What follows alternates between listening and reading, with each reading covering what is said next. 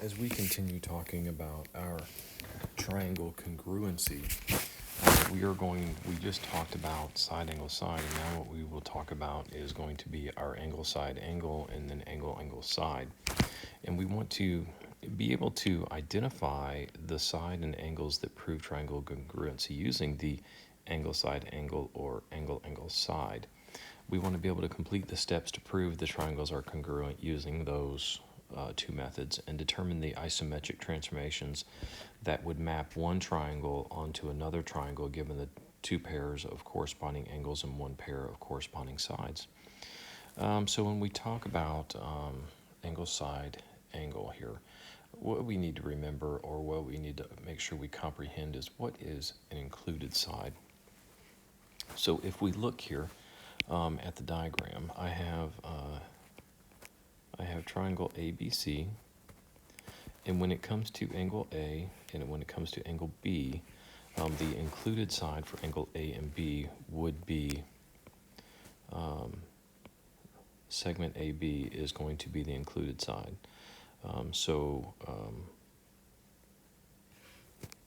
The included side would be between the two angles when we talk about when we go into our congruency, that is included between the two angles.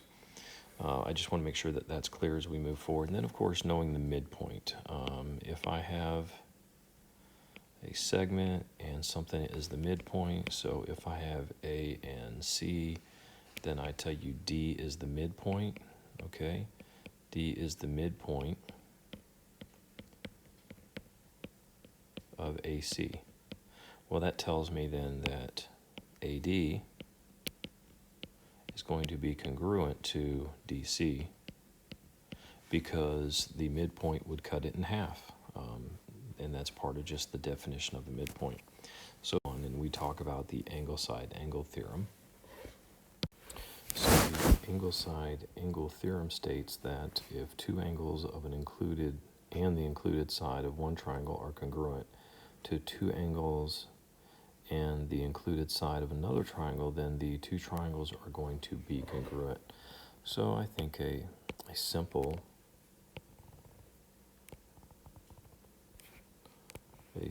drawing, a simple triangle,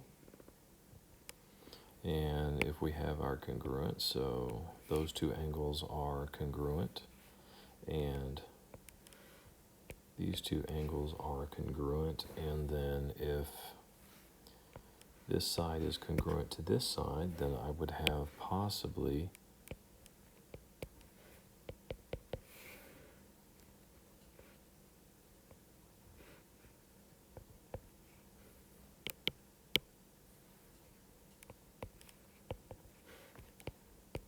there we go, looking at the markings here. So I have, it looks like angle C and angle E are congruent to angle X and Z, and then segment CE is included, where here we have segment XZ is included.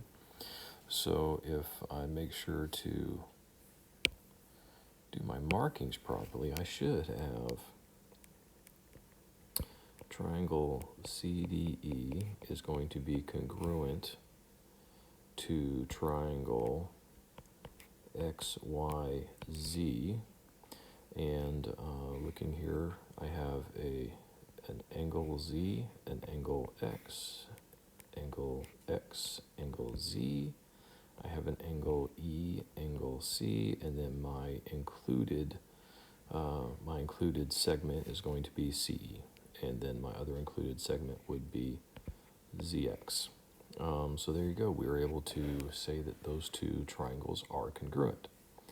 Now, if we were to do a little bit of shifting with that, let's say if I have something like, so as we look at this example right here, labeled example, it looks like I have a figure here, and I'm looking at it. I've got angle S, VU, and then WT. And am I given enough information to try and figure out are these two congruent triangles?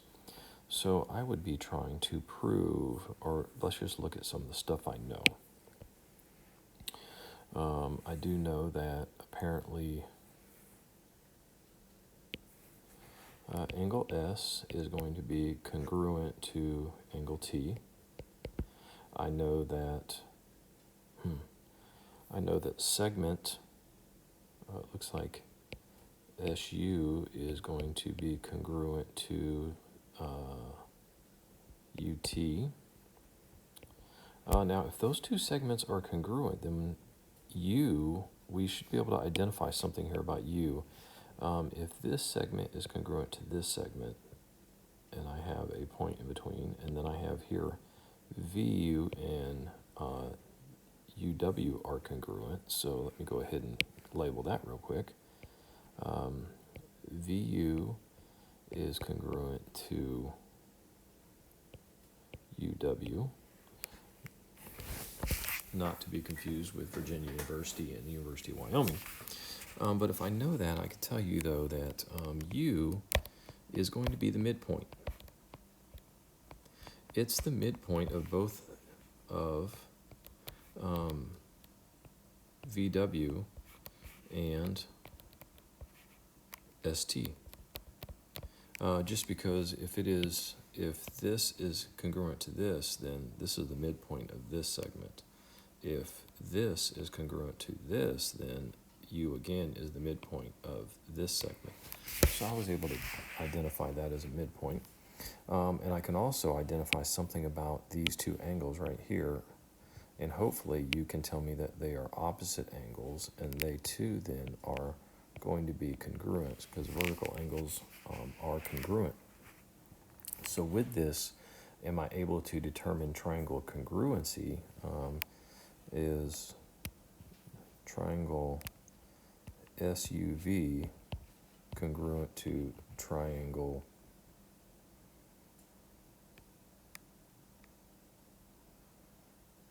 TUW? I had to make sure the order right.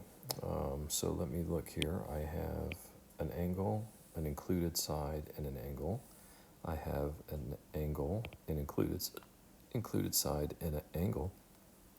So it looks like, yes, I can use the angle side angle theorem,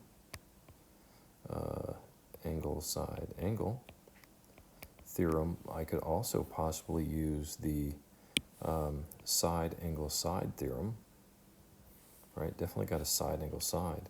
And I guess we haven't talked about it here, but one more thing I could identify is that this angle is going to be congruent to this angle, because if the other two angles are congruent, then that makes the third angle congruent.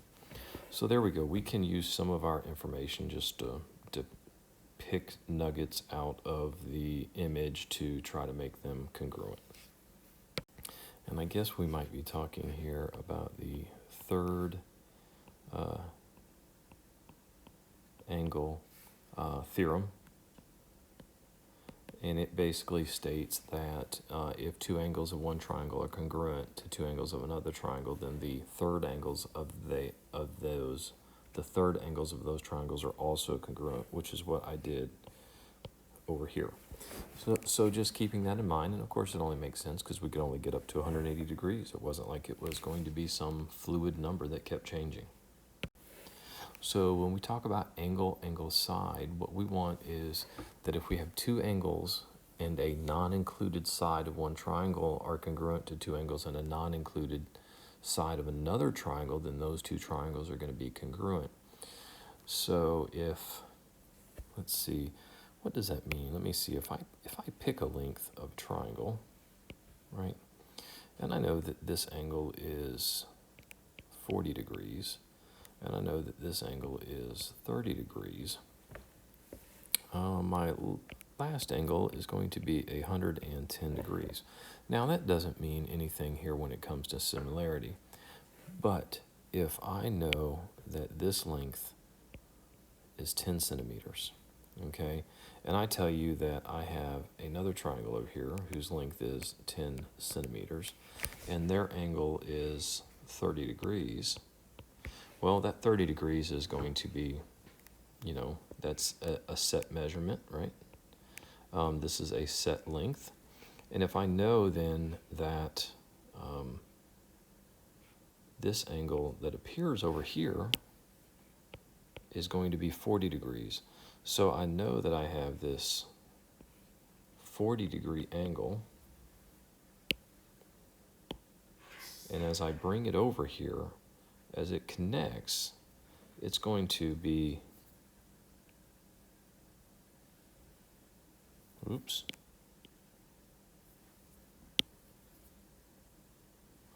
It's going to connect and have a certain length.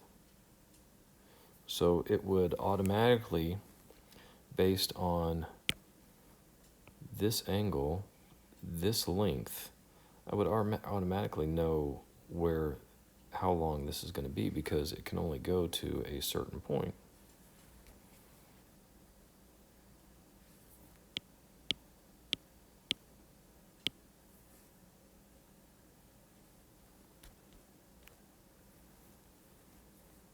Oh well.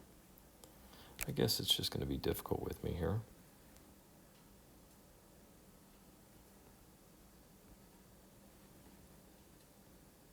There we go. Good enough.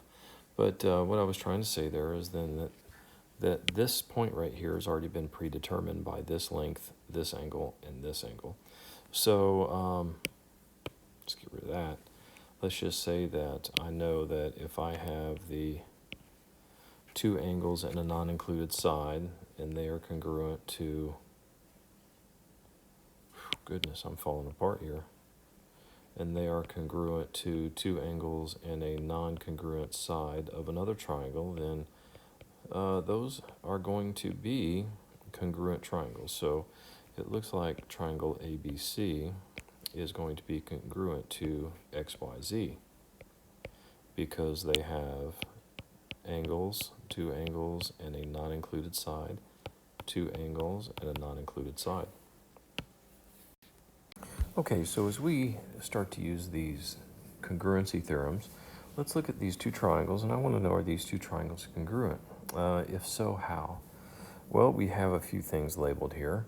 Looks like I have this triangle over here. I have angle 35 degrees, 98 degrees. This side is going to be congruent to this side, and then I have 35 degrees and 47 degrees. And right now I don't have enough information to conclude that they are congruent, or maybe if I do, I just haven't labeled it yet. But I do know that all the angles of a triangle are going to add up to be 180. So am I able to figure this out? Because, you know, I have one angle is going to be 98 degrees. So 180 minus 98 degrees is going to give me 72 degrees. And I would say that's wrong. It's going to give me 82 degrees. And then 82 degrees minus 35 degrees is going to give me 47 degrees. So that makes this question mark over here actually 47 degrees. Now when I look at this other triangle, well, sure enough, this is 47 degrees. That is 47 degrees, and it looks like I have 35, so I have angle 35 is congruent to angle 35. I have angle 47 is congruent to angle 47 degrees. And then it looks like, bam, booyah, I've got this included angle. So I do have a side, oops. How about an angle, side angle? I have 35 degrees, an included side, and then 47 degrees here. And then over here I have 35 degrees, an included side, and a 47 degree angle there. So yeah, they are going to be congruent based on the angle side angle theorem. Okay, here's a good example of the types of questions that you will encounter where it says, which of these shows two triangles that are congruent by angle side? So looking at this, if I just pick an image, right? This first image that I'm looking at, it's got a congruent angles, and it's got some right angles, and then it has a congruent side. The next one, it looks like it has some congruent angles, it has some congruent sides, and then we have a bunch of congruent sides here, and then continuing on a bunch of sides and an angle. So it looks like if we just start here down at the bottom, it looks like I do have some sides that are going to be congruent. This side and this side are congruent, and this side is congruent to itself, and so we have angles. So it looks like this bottom one is going to be side angle side congruency. This next one, we haven't covered it yet, but it looks like, well, we have got all sides. So is that going to be a congruency thing? I think we will actually work with that a little bit. This next one, it looks like I have a side angle going on here, right? This side is congruent to this side is congruent to itself, and then we have these angles here. And then next I have what appears to be a angle side, and angle side. So looks like this one right here is going to be angle side congruency. So you may find multiple problems that are congruent, but we're asking specifically for angle side, so we wanted to make sure that we pick the right one. So just remembering that we're using angle side angle and angle side to identify congruent triangles, and identifying the side and angles that prove triangle congruency. We want to complete the steps to prove those triangles are congruent using the angle side angle and angle side, and then determine isometric transformations that would map one triangle onto another triangle, given that the two pair of corresponding angles and one pair of corresponding sides are congruent. So just keeping in mind that this is just a new facet of triangle congruency that we're able to use and help us identify other key features to our geometry work.